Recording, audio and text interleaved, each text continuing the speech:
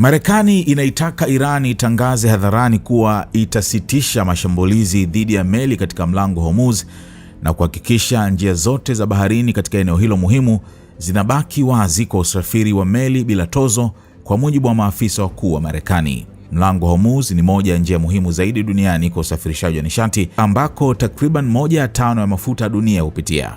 Hata hivyo, Iran imekataa vikali kuachia udhibiti wa njia hiyo ya kimkakati. Wakizungumza na kundi dogo la waandishi wa habari, maafisa wakuu wa Marekani wamesema mazungumzo ya hivi karibuni kati ya Washington na Tehran yamekuwa na mafanikio, lakini wakasisitiza kuwa Iran lazima itoe tamko la wazi hadharani. Tunachodai ni kwamba Wairani watoe tamko la hadharani linalokiri kuwa njia zote za mlango Hormuz ziko wazi na hawashambulii tena meli, amesema afisa mmoja wa Marekani. Kwa mujibu wa maafisa hao, Iran imeiambia Washington kuwa mashambulizi ya hivi karibuni dhidi ya meli yalitokana na sehemu iliyopotoka ndani ya mfumo wao. Afisa mmoja amesema inaonekana kuna mvutano wa madaraka unaoendelea ndani ya Iran kati ya wahafidhina wenye msimamo mkali na wale wenye mtazamo wa kiutendaji zaidi. Maafisa wa Marekani wamesema Rais Donald Trump amewaelekeza kuendelea na mazungumzo, lakini wameonya kuwa Washington itajibu kijeshi iwapo Iran itaendelea kushambulia meli au kufanya vitendo vingine vya uhasama.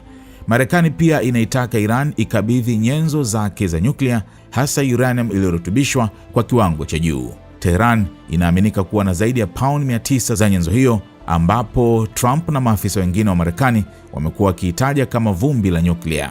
Suala la nyuklia linatarajiwa kushughulikiwa ndani ya kipindi cha siku 60 za mazungumzo chini ya makubaliano ya awali yaliyosainiwa na nchi hizo mbili mwezi Juni. Afisa mmoja wa Marekani ameonya kuwa hakutakuwa na makubaliano iwapo Iran haitokabidhi nyenzo hizo za nyuklia.